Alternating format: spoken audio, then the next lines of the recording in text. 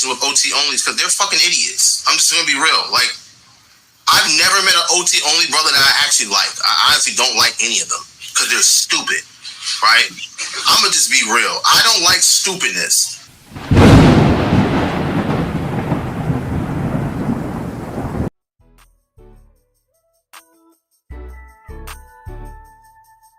Oh my god.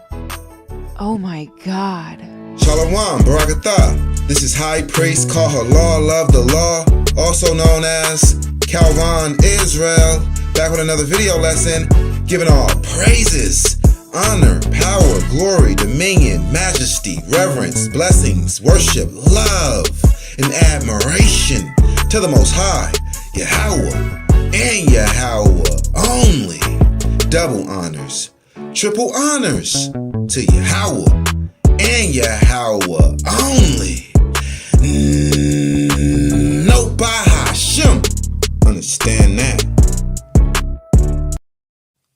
Okay, now the title of today's video lesson is, who will sit on the throne forever? King David or JC? Alright, now what inspired me to make this video lesson is that I saw a debate between HOY, House of Yisrael. They spell Israel with a Y. Not to be confused with HOI, House of Israel. That is a Christian congregation. Okay. I saw HOY, a Tanakh only congregation, debate Sakari, a Christian congregation. And I don't think HOY did a good enough job. You know, they could have slam dunked it and broke the glass backboard on those Christian lights, right? But I don't think that HOY was prepared enough to debate Christian lights. Debating Christian lights is not like debating just regular Christians. A Christian Israelite, you know, he's the deceived deceiver. A regular Christian is more honest. You know, they're more honest. You know, they're easier to deal with. But a Christian light? A Christian Israelite? Yeah, these Christian lights, man, they are the deceived deceivers. They are very cunning. I mean, skilled in deceit. They are liars, right? And since this guy Ariala, since he like to call people stupid, we're going to see who really is stupid in this video lesson right here. Yes, up. I'm snatching holy Bibles and burning idol shy images. Boy, I'm on your heels, man. Yeah, Ariala, you better keep running, man. You must have did your homework. You know what I mean? After I sent you that email or something, or after I reached out on your live, you must have did your homework, huh? Because you was talking real confident at first. Like, yeah, man, I'm going to give you 24 hours to contact me, man. I contacted you in less than 1 hour. Huh? Yeah. Contacted you in less than 1 hour. Like, what's up? Let's get it on. And now you want to kind of like procrastinate. What you procrastinating for now? But he said that he had to prepare for Passover. Hey, I can't argue with that. So I just said anytime, right? You got to prepare for Passover and you don't got 30 to 45 minutes to spare. Okay, I can believe that. You must have talked to your heads, the albino gorilla Hebrew and the bacon of Sakari, right? And they must have told you to stay away from me. Huh? Oh, okay, they didn't? Okay, well, good. I'm going to take Sakari down. Yeah, in this upcoming debate, which is this week coming up.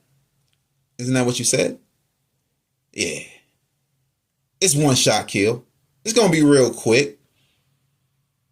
I got a one shot kill. Headshot. Right? I got the head of your false doctrine right here in this scope right here. The scope of this RPG. This is a one-shot kill. You can't go nowhere. Now, if I decide to let you out, then that's me letting you out. But you're not going to be able to explain it. You're not going to be able to give an answer for this one-shot kill. And I'm not going to let you out of it because I choose to kill with it. Yeah, so I'm going to have about 3 to 4 zealots screen recording it so you can't take it down, and it's going to be proven that the New Testament is false. Sakari, they are a bunch of idolaters, and you are actually the stupid one. Okay? Facts. Yes. Up. Yeah, get up with me. It's up, man. You know what I'm saying? I'm snatching holy Bibles and burning idol shy images, man. Yeah, man. We finna get off into this video lesson because we got a whole lot to be bringing out, all right? So, HOY, take notes. Y'all need to study up under YOZ. YOZ is leading this Tanakh only community, all right? So, let's get off into this thing, man. And let's prove who will sit on the throne forever, King David or JC. All right. 2 Samuel chapter 7, verse 10. Moreover, I will appoint a place for my people Israel and will plant them that they may dwell in a place of their own and move no more. Neither shall the children of wickedness afflict them any more as before time. Now, wait, what's the Most High God talking about here? Right? Because he says, I will plant them in a place of their own and move no more. Right? So he is saying this while we're in the land of Israel. Isn't the land of Israel a place of our own? What is the Most High God talking about here? He's talking about the second earth paradise after death. Okay? The second earth Israel, which is parallel to this Israel. And as since the time that I commanded judges to be over my people Israel and have caused thee to rest from all thine enemies, also Yahweh telleth thee, that he will make thee an house. So he's talking to King David here, right? And when your days be fulfilled, and thou shalt sleep with thy fathers, that sleep means rest. He's going to rest on the second earth with his fathers. I will set up thy seed after thee, which shall proceed out of thy bowels, and I will establish his kingdom. So, we see that this anointed seed of David, will actually come out of his own bowels, like literally his, because that's what it says, which shall proceed out of your bowels, okay, right, out of his testicles. His testicles is not Joseph's testicles, okay? His bowels are not Joseph's bowels, okay? He shall build an house for my name. So that's Solomon. Solomon built the first temple. And I will establish the throne of his kingdom forever. So this is where the Christianites get confused, because they say, well, how can Solomon's kingdom be established forever? because his kingdom was not established forever. So they bring in regeneration, and they say that it's about JC's kingdom being established forever. But JC never had a kingdom. JC was never a king. He didn't want to be a king. Right? But everything concerning the New Testament in JC, it's all imaginary. Everything has to be all spiritual. It's nothing that's literal or physical. You have to realize that. Now, that's all the characteristics of a fictional story. Everything has to be spiritual and imaginary. It's nothing that's physical and real and we can see and touch. Right? The New Testament is false. All right, so here at verse 14 in the 7th chapter of 2 Samuel. I will be his father, and he shall be my son. If he commit iniquity, I will chasten him with the rod of men and with the stripes of the children of men. Right? So it says, if Solomon commit iniquity, which he did, he will be chastened. He will be beat with the rod of men and with the stripes of the children of men. So the Most High, he's going to allow some, heathens or some wicked men or even the judges of Israel, right? Beat them down. Right? If he commit iniquity. And we all know that Solomon committed iniquity. He died an idolater. Right?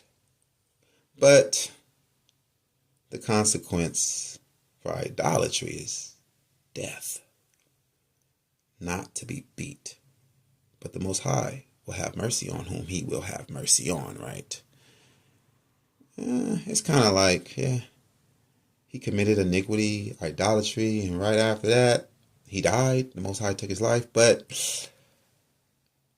hey, if you don't want to accept that, that's fine. Let's just go on and continue to cut it. Okay? But my mercy shall not depart away from him, as I took it from Saul, whom I put away before thee. And this is why, H-O-Y. This is why you guys got to study up under YOZ, man. Because these Christian lights literally then said this like 4 to 5 times in your ear, man. But my mercy shall not depart away from him. And you guys still didn't catch it.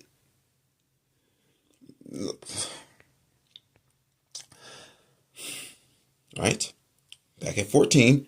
I will be his father, and he shall be my son. If he commit iniquity, I will chasten him with the rod of men and with the stripes of the children of men. But my mercy shall not depart away from him. So he received mercy from the Most High. That's why he wasn't beat with the rod of men and with the stripes of the children of men. Because the Most High's mercy shall not depart away from him. Mercy means being exempt from a rightfully deserved punishment. It's mercy.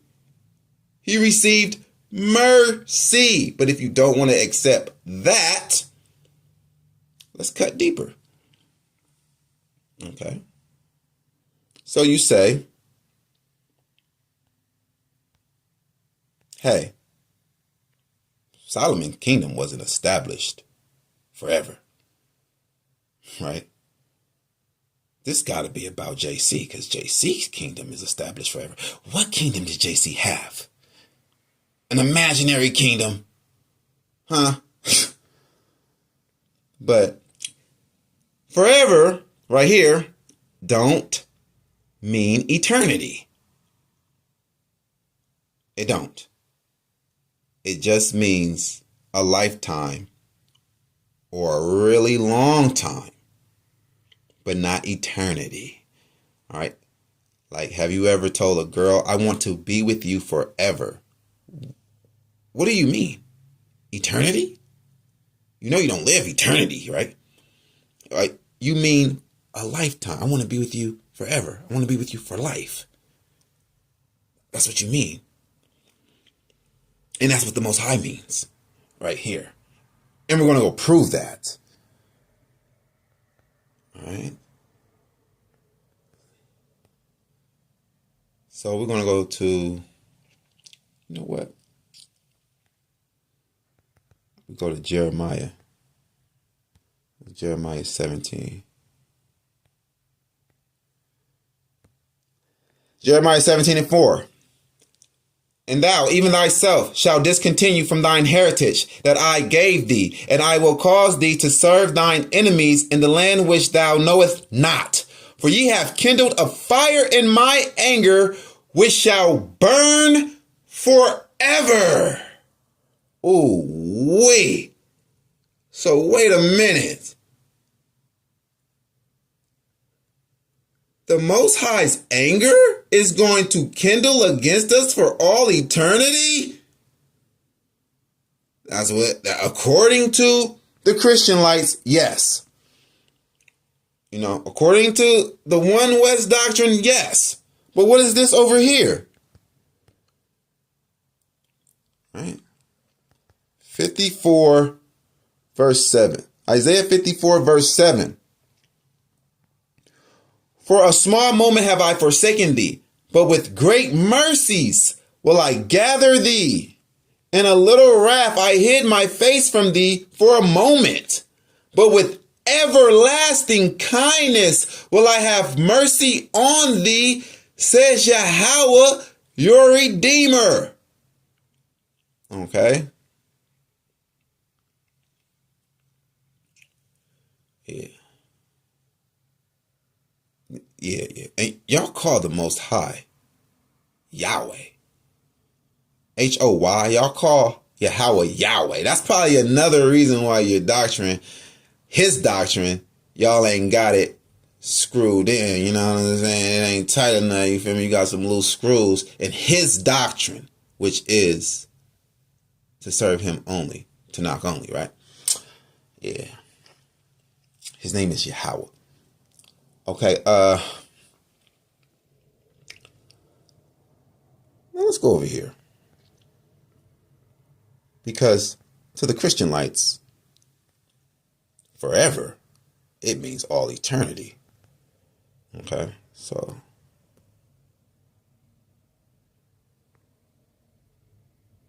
Deuteronomy 28 verse 45. Moreover, all these curses shall come upon thee, and shall pursue thee, and overtake thee, till thou be destroyed, because thou hearkenest not unto the voice of Yahweh your God, to keep his commandments and his statutes, which I commanded thee. And they shall be upon you for a sign and for a wonder, and upon your seed forever. What? You mean to tell me that we are going to have the curses on us as a sign forever? Whoa. Now that's capital punishment for real. Like, wait. That means we're cast off completely. According to the Christian lights, forever means all eternity. So we are going to have the curses on us forever. But what does this say over here? Right up over here. What does this say?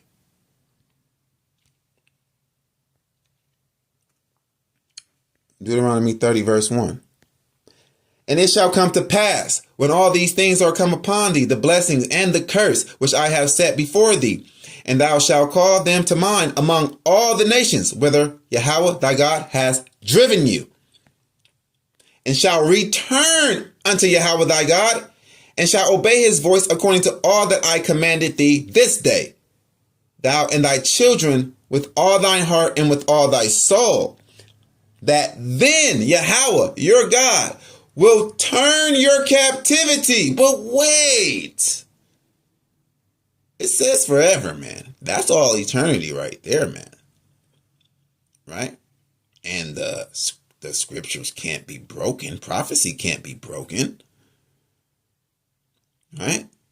So we see, man, that forever, it doesn't mean eternity in the scriptures. It just means for a really long time or a lifetime. Now, if you say forever and ever, now that's eternity. We'll go here. We go to Exodus.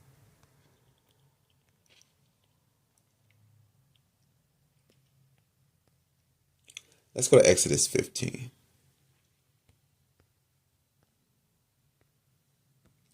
Exodus 15 and 18. Yahweh shall reign forever and ever. Exactly. So forever and ever means eternity. Right? They don't know that type of stuff, so they don't know it. So let's go to Psalms 10 and 16. You know, these Christian lights, they're amateurs. They don't really know much. Because they don't never increase in knowledge. Right? They stay within this doctrine. The Most High can't deal with them because they're trapped inside of the One West false doctrine. So they never grow. Okay. Psalms 10 verse 16. Yahweh is king forever and ever. The heathens are perished out of his land. All praises be to the Most High God, Yahweh. So yeah, Yahweh be praised forever and ever. For eternity. All right, so let's go here. Because y'all said that this is about JC right here, right? Psalms 89, we're going to start at 19.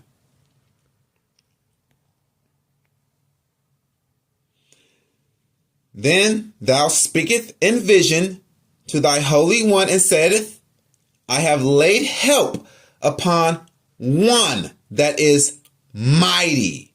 I have exalted one chosen out of the people. I have found David, my servant. With my holy oil have I anointed him. Okay. So, y'all would like to say that this is the seed of David that's being chosen here. JC, idle shy, right? Because you say, we'll go back down to 4. In context, it's about the seed of David. That's what they say. Okay.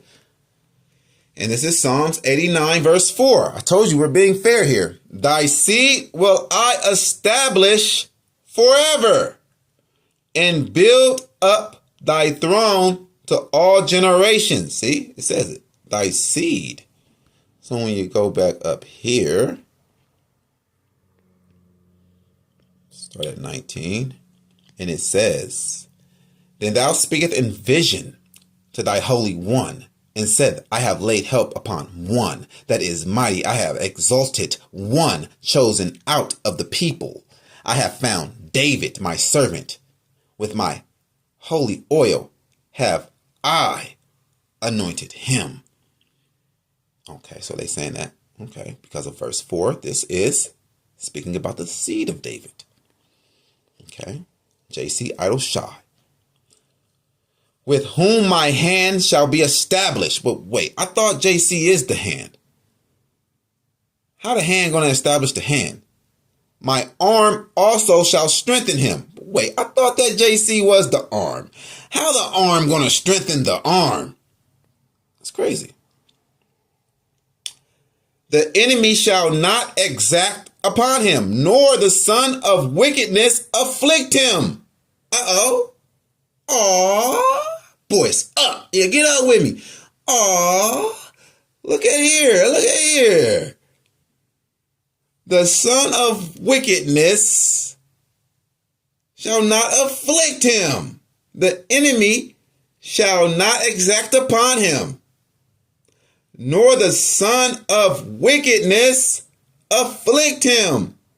So how can this be about JC when JC was afflicted by the son of wickedness? The Edomites, the Romans.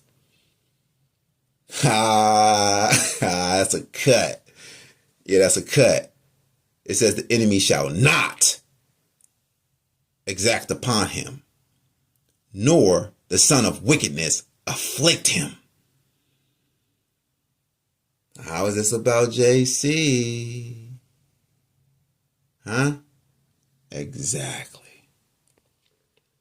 And I will beat down his foes before his face and plague them that hate him. So how the Most High shows his love for someone is not allowing them to be beat down by their enemies and hurt and killed by their enemies.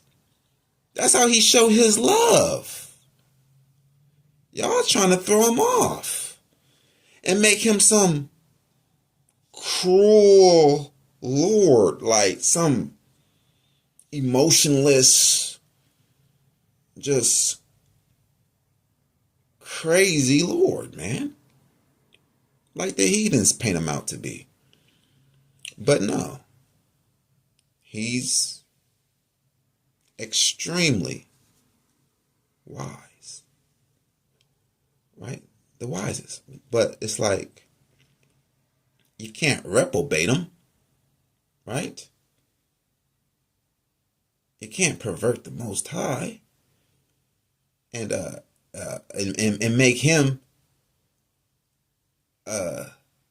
give sweet for bitter and bitter for sweet. Because if you show your love by beating on someone, that means like you're giving bitter for sweet. And we know Isaiah 5. The Most High, he doesn't like that. Right? So we see with the Israelites, when the Most High is showing us love, we're not in captivity. When the Most High is not pleased with us, and he wants to punish us, and he forsakes us because we forsook him, then what? Yeah, the son of wickedness comes to afflict us and put us in captivity. Right? Exactly. So when you go here too, you go down to verse 26 in this chapter. It says, he shall cry unto me, thou art my Father, my God, and the rock of my salvation. Now, if JC is salvation, like, how is the bringer of salvation needing salvation himself? He's coming to bring salvation, but he needs salvation. Well, what?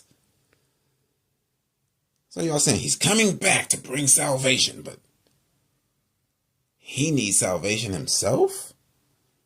That doesn't make any sense. All right. Okay. So they are saying that JC is Solomon reincarnated to receive the beating that Solomon escaped by dying. So now Solomon is back on the earth, same soul in a new body, back on the earth to receive his beating for the sins he committed when he was in his old body as Solomon. Okay. The One West false doctrine of regeneration says, when you are regenerated, you come back in your same lot. So if you were wicked, in your next life, you're coming back in that lot to be wicked. And if you're righteous, in your next life, you will come back to be righteous in that lot. And they get that from cherry picking and misunderstanding Daniel 12:13. So, you coming back to stand in your lot, right? And you can't escape that, right? That is all predicated on misunderstanding Daniel 12:13. So, if Solomon was a wicked idolater, if regeneration is real according to the One West version of it, you will have to come back in your same lot to be wicked. Yeah, I told you I knew the doctrine. Right? So let's go there. Let's go there real quick. Let's go to Daniel 12:13, right?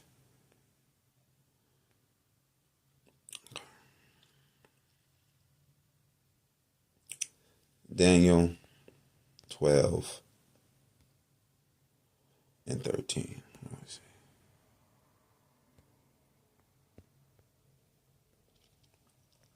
Daniel 12, verse 13.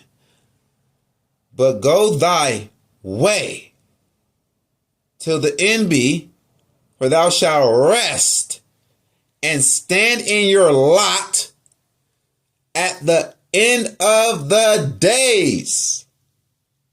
Okay. But go thy way till the end be, for thou shalt rest and stand in thy lot at the end of the days. At the end of days? No. At the end of the days. What days? Let's get that. You got to go to verse 10. You get some context. You don't just be cherry picking like these Christians and Christianites. Right? Starting at verse 10 in Daniel 12. Many shall be purified and made white and tried. But the wicked shall do wickedly, and none of the wicked shall understand. Clearly. But the wise shall understand. Obviously. And from the time that the daily sacrifice shall be taken away and the abomination that make desolate set up, there shall be 1,290 days. At the end of what days? He should come back and stand in his lot. At the end of these days, not the end of the world. Right? At the end of these days. At the end of 1,290 days. That equals 3 years, 6 months, 2 weeks, and a day. Okay? So at the end of those days, that's the end of the Babylonian captivity. It was a short captivity. It was only 70 years. Okay? Let's just debunk that. You guys are foolish, man. Man. Like, you like calling people stupid, though, right? What's with the foolishness and who you acting foolish with? Boy, bump. It's up on you, boy. I'm snatching holy Bibles and burning idol shy images. Understand that? Yeah, get up with me. On your ass, boy. On your tip-top skibbity. Understand that. But let's go here, though. All right. Well, we ain't done. We far from done. Let's go to Matthew 22. 41. You just pulled a coffin out of your mouth, boy. Talking out of your neck, then pull the coughing out of your mouth.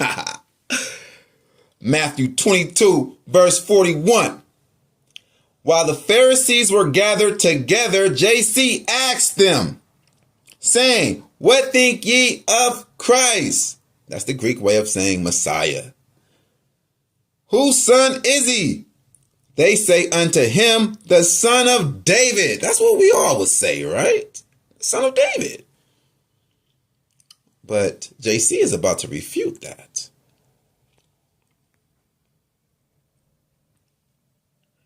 He said unto them, "How then does David in spirit call him Lord, saying, The Lord said unto my Lord, Sit thou on my right hand till I make thine enemies thy footstool." If David then call him Lord, how is he his son? Okay. So he's not the seed of David. And no man was able to answer him a word, neither durst any man from that day forth ask him any more questions. If David then call him Lord, how is he his son? Can you answer that? Because they couldn't. And obviously, JC is saying he's not the son of David, because the New Testament is pushing a virgin birth narrative. And that JC is the actual biological son of the Most High God. Okay? That's what they're trying to sell. So he can't be the actual son and born of the spirit and an egg, if he's at the same time born of sperm and an egg from Joseph and Mary. Okay, so that's why this is saying this, that he's not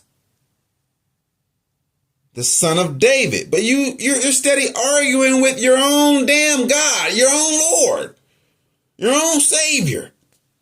It's written here.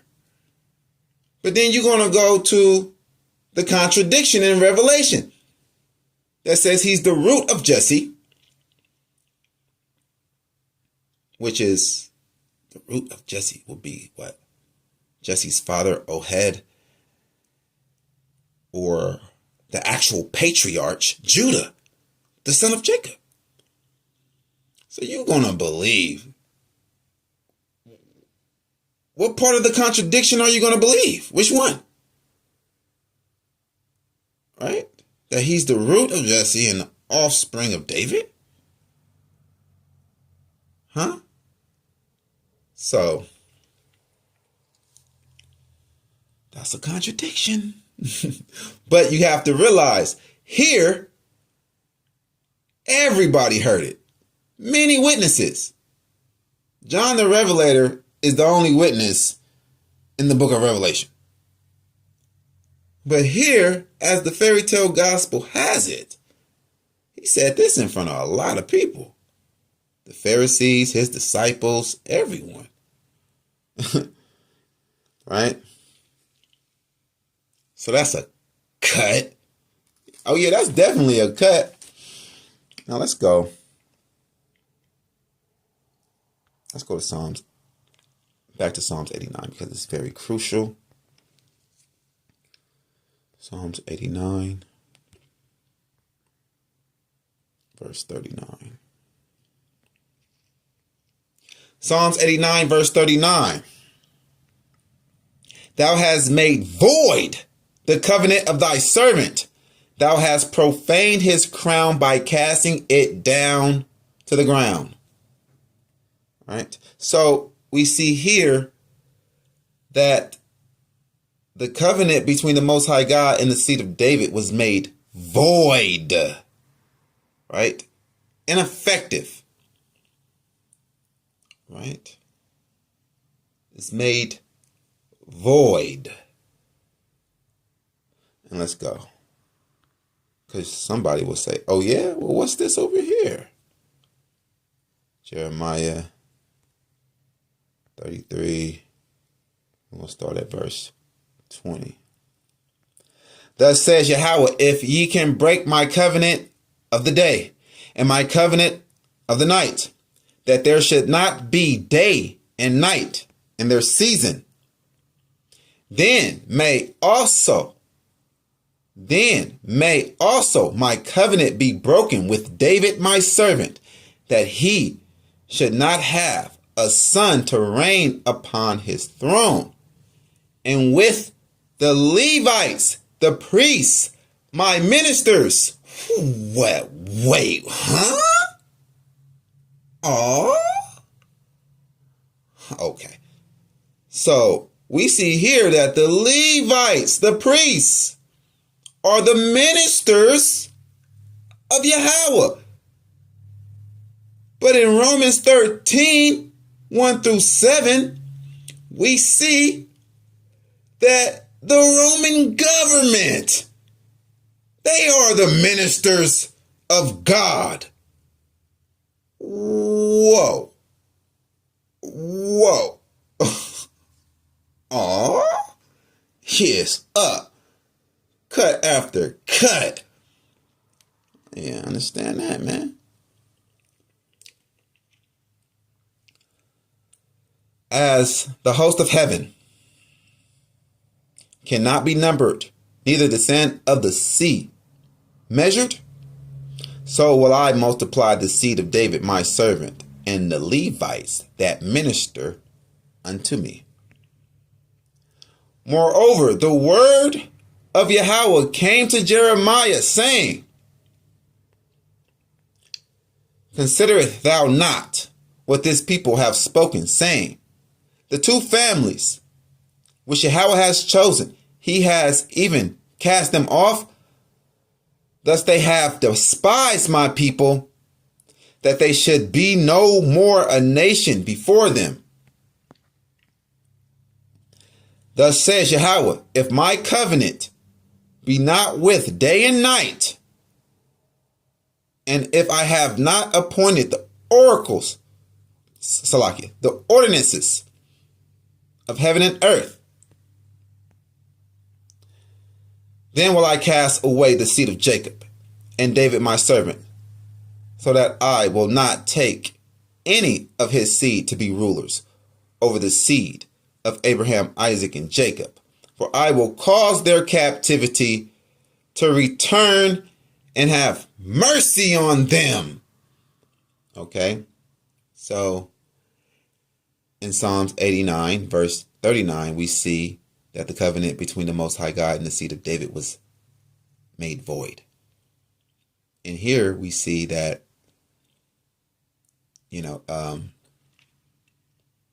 it's everlasting,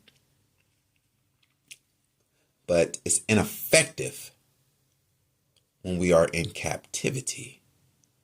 You see, and that's what Psalms 89 was saying. Psalms 89, verse 39.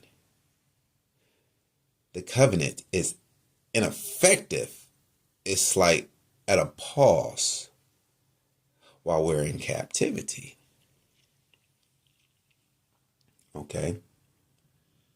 But we're coming out of captivity, and it's going to be effective once again with the seed of David on the throne. Let's go to prove it. Hosea 1, verse 10. And this seed of David is not JC, of course. Let's read. Yet the number of the children of Israel shall be as the sand of the sea, which cannot be measured nor numbered. And it shall come to pass that in the place where it was said unto them, ye are not my people, there it shall be said unto them, ye are the sons of the living God. Right? And that happened to us Negroes here in the daughter of Babylon, America. We were told back in the days that we were not the sons of God. we were not the people of God. We were told that we were nothing but porch monkeys and niggers, right? But in this same land, in the same captivity, now in these days, we are being called the sons of the living God, right? So this is about the America captivity. Then shall the children of Judah and the children of Israel be gathered together and appoint themselves one head, and they shall come up out of the land. For great shall be the day of Jezreel. Oh, wait. So we're going to appoint us a head from among ourselves. Do anyone see JC here? Does anyone see JC Idle Shy around in these days? Right? He's going to come back as a baby in these days. I don't think the New Testament says that. It says he's going to crack the sky and come down in a white horse. Okay, so when you go over here to Hosea 3, let's start at 4.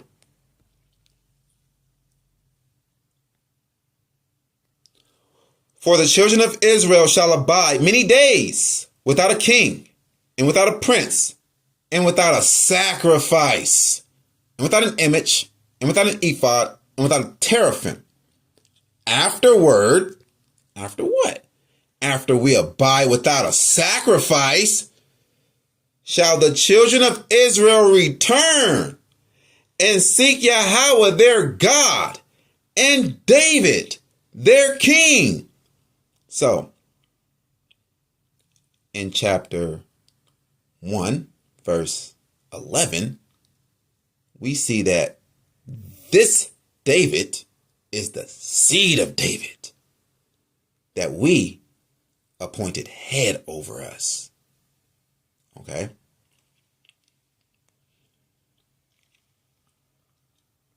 So, and shall fear Yahweh and his goodness in the latter days.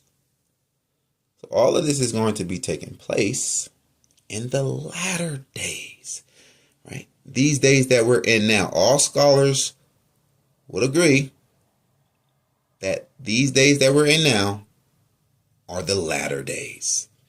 We see all prophecies being fulfilled. Well, not all, but we see a lot of prophecies being fulfilled now, right? We're at the end. Like, we're very close to our redemption. All right. But here, you got to answer this. I got to bring it out. Yeah, this is an RPG. I got to bring it out. You go ahead and practice this one. You can't do nothing with it anyway, but practice this and try to answer it to the best of your ability. Okay. Why would the Most High say that the Israelites will abide many days in the latter days without a sacrifice if JC Idle Shy is our sacrifice? Because in reality, we don't have a sacrifice. We're not making animal sacrifices right now. So this is reality for us that are the 1/3. We don't have a sacrifice. We are abiding without one. There you have it. Right? And afterwards, right? You go to verse 5, it says, afterward, after what? After we abide without a sacrifice, then we come out of captivity. So if you have a sacrifice, which is JC, a human sacrifice, you are not coming out of captivity. Because in order to come out of captivity, what the Most High God say? You got to abide without a sacrifice. There you go. All right. So, yeah.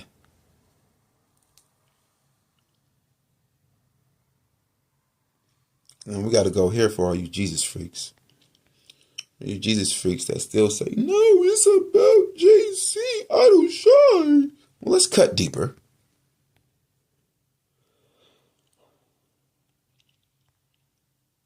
Let's go to John 18, verse 36. Told you we know the New Testament very well, man. Can't pull one over on us. Nah, not here at YOZ. John 18, verse 36. JC answered, my kingdom is not of this world. So how is he coming back to be king of this world when he says it here? My kingdom is not of this world. If my kingdom were of this world, then would my servants fight that I should not be delivered to the Jews. But now is my kingdom not from here. There you go. He's saying that his kingdom is not of this world. My kingdom is not of this world. Right? Because his servants, his disciples, his followers did not fight for him. But he told them not to fight. You see how stupid this is? But you can't see that it's stupid because you're also stupid. Right? This stupid fictional character, JC, is like all bitchy right now because his servants didn't fight for him. But when Peter cut off the Roman soldier's ear, he told him to put his sword up and not fight. What the f is going on here, man? Boy, man, we gonna destroy y'all, boy. Yeah, we gonna run down on y'all, boy. Elijah style. Because y'all are the modern day false prophets of BL. Of modern day BL. JC. Yeah, that's right. There's nothing new under the sun. Boy, we're going to kill your ass. We're going to kill all of you when the time is right and the Most High gives the go. Y'all going down because y'all are a separate nation. We're not the same people. We're not the same nation. 2/3 of Israel is not going to be redeemed with 1/3 of Israel. We're not the same nation. Y'all are wicked Israel, idolatrous Israel. We are righteous Israel, the saints. All right. So there you have it, man. Out of JC's fictional mouth. So let's go here, man.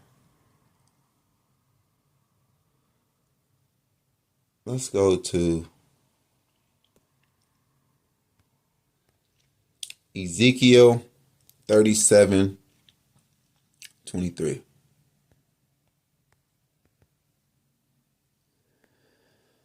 Ezekiel 37:23. All right. And we're going to be proving that David is the king in paradise on the second earth. And he's going to be there for eternity. Okay? Ezekiel 37, verse 23. Neither shall they defile themselves anymore with their idols, nor with their detestable things, nor with any of their transgressions. But I will save them out of all their dwelling places wherein they have sinned, and will cleanse them. So shall they be my people, and I will be their God. Okay, so Ezekiel 37 is the chapter of the Valley of Dry Bones. So Ezekiel 37 is about resurrection to paradise, the second earth. Okay. Now, the reason why Christian lights don't believe that Ezekiel 37 is about regeneration, Salakiath. The reason why they don't believe that Ezekiel 37 is about resurrection, right, is because back in the day, wicked high priest Uriah, he used to be friends with Malcolm X. And they used to talk. Right? And Malcolm X gave him this understanding that this is not about resurrection to paradise. This is about, waking up to a higher conscious. Right? Yeah. So that's where the Christian life gets it. They get it from the Muslims that teach you can come up out of this captivity yourself. Right? The kingdom of heaven is within you. And that's what the Israelites teach, because that's what JC taught, right? But that's like saying that you can bypass the Most High. If the Most High puts you in captivity, you can just manifest yourself out of it. You can override the judgment of the Most High? You see how foolish that is, man? You can just force yourself back into the Garden of Eden when he had put a flaming sword in so you can't get back in? And cherubims and all of that, bro? It's an obstacle course before you get back in there. Yeah, the obstacle course called life. You got to finish this obstacle course before you can even be considered to get back in, bro. You're going to be tested and judged to see if you can get back in, boy, to see if you pass this test. You just manifest yourself into here, all your sinful self.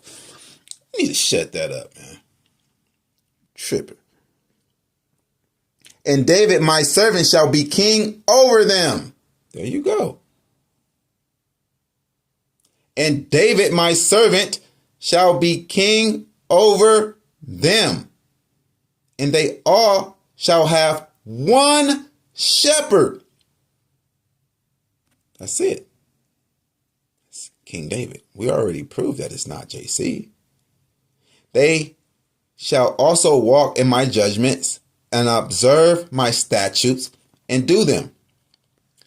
And they shall dwell in the land that I have given unto Jacob, my servant.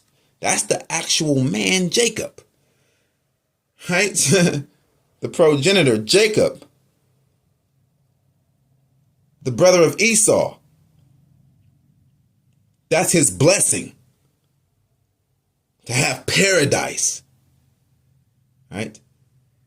If not, then they receive the same blessing. Because Esau received the dew of heaven, the fatness of the earth as well. Right? But, as we know it, the dew of heaven, right? Like Jacob has a heavenly earth, and Esau is blessed with this earth, a earthly heaven. You get it? Right? Heaven on earth. And then, like, earth in heaven. Right? Earth on heaven, or whatever. Right? I'm trying to explain it without actually going to the verse over there, but you see what it is. Wherein your fathers have dwelt, and they shall dwell therein, even they and their children and their children's children forever. And my servant David shall be their prince forever. Moreover, I will make a covenant of peace with them. It shall be an everlasting covenant, everlasting, with them. And I will place them and multiply them, and will set my sanctuary in the midst of them forevermore. Now that's eternity. Understand that. Forevermore. Everlasting covenant. Yeah. Right? So, yeah. Jacob received heavenly earth. Esau received an earthly heaven. Like, Esau has heaven on earth here. we have like a heavenly earth. That's why they were so mad. That's why the Edomites and Esau was so mad at us. That's why Esau was so mad at Jacob. Because, just reading it with the naked eye, you would think that, they got the same blessing because they both received the dew of heaven and the fatness of the earth. Right? So it is how I explained it to you. Now, let's go here. Let's go to Ezekiel 36 and 35.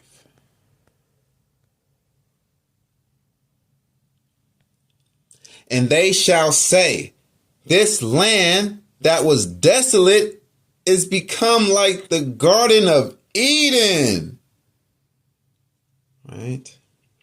Exactly. Second earth. The second earth is the Garden of Eden, paradise. Okay. And they shall say, this land that was desolate is become like the Garden of Eden, and the waste and desolate and the ruined cities are become fenced and are inhabited. Right. Because on the second earth, the second Israel is parallel to this Israel. All right. Now let's go to Ezekiel 45. We're going to start at verse 22. This is a future prophecy.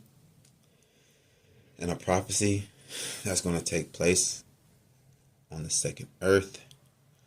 Okay. Ezekiel 45:22. And upon that day shall the prince prepare for himself and for all the people of the land a bullock for a sin offering. Okay.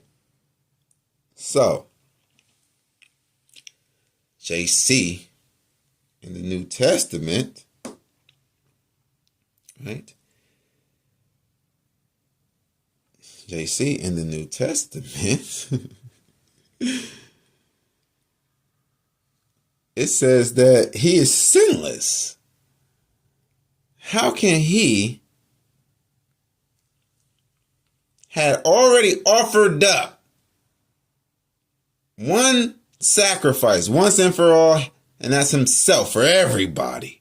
But now, in the future, in the kingdom, he's now preparing for himself and for all the people a bullock for a sin offering. So if he's preparing it for himself, that means he has sin too. Let's go and get it. Let's go get Hebrews. Hebrews 7:25.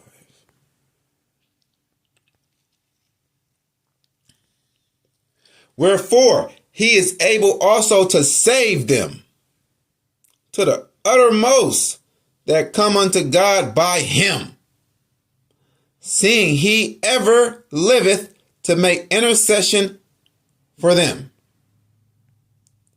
For such an high priest became us, who is holy, harmless, undefiled, separate from sinners, and made higher than the heavens,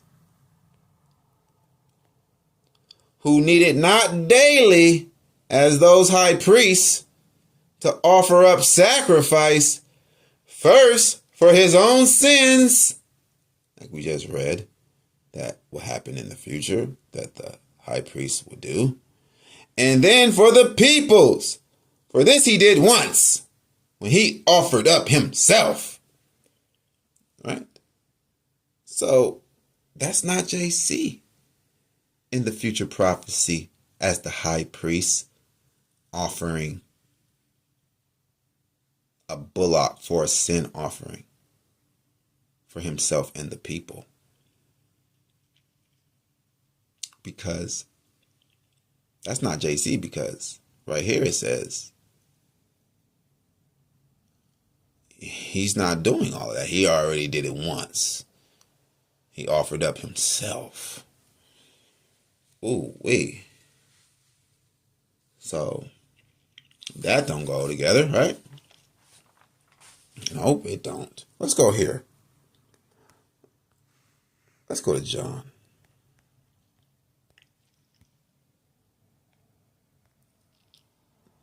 John 8, verse 29.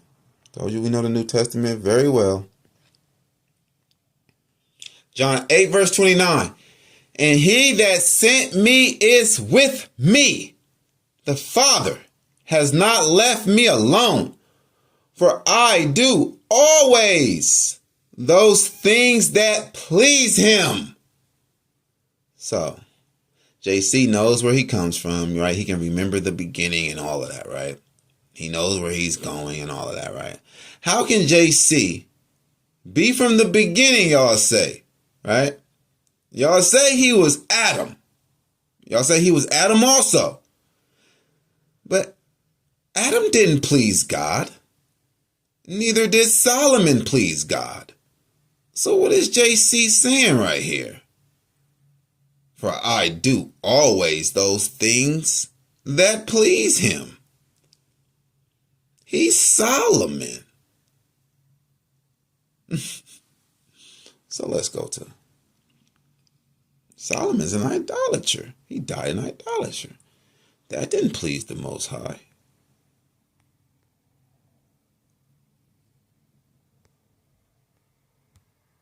Let's go to 1 John chapter 3, verse 5. And ye know that he was manifested to take away our sins, and in him is no sin.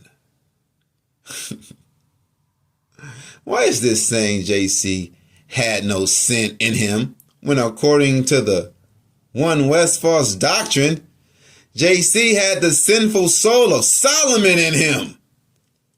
How it ain't no sin in you? And you're Solomon. But wait, he's greater than Solomon, right? Yeah, that's what the New Testament says. But he's Solomon, but he's greater than Solomon. Like, okay. Y'all saying he's Solomon, but he's saying he's greater than Solomon. Right? So let's go to Isaiah 53. And this is going to be the grand finale. Isaiah 53, verse 5. But he was wounded for our transgressions. He was bruised for our iniquities. This servant was beat for our transgressions. But according to the One West False doctrine, JC is being beat for his own transgressions as Solomon. Can't have it both ways. Right? How was he beat for us to be the sinless lamb, but at the same time, he's being beat for his own sins as Solomon? Right? So, how does that make any sense? See, that's the problem with you Christian lights. You want to play both sides all the damn time. You want it both ways. You can't have it both ways. It's called a contradiction, buddy. Yeah. If JC says he's not the son of David, he's David's Lord. And then in the Revelation, it says that he's the seed of David, or the offspring of David. That's a contradiction. Understand that.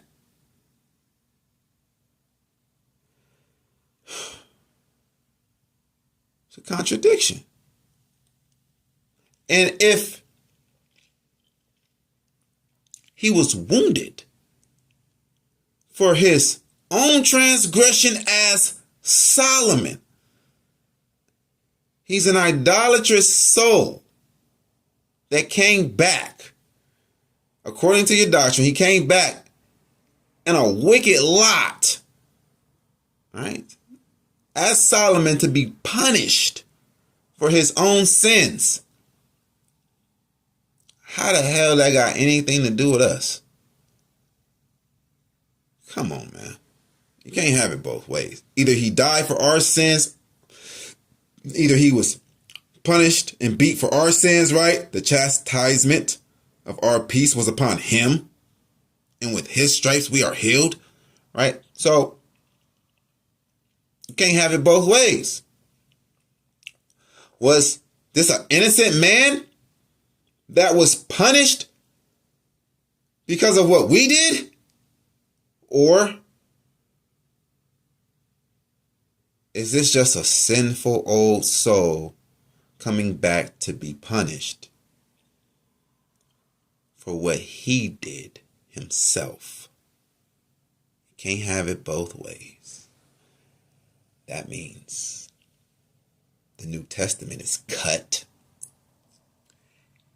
and your One West false doctrine is cut. There's no get back. And I'm waiting on that debate. Don't try to run. It's going to be real quick. I just want to embarrass you real quick, embarrass your camp real quick, embarrass your doctrine real quick, and edify the people. Most of all. All praises be to the Most High God, Yahweh. I hope that was edifying.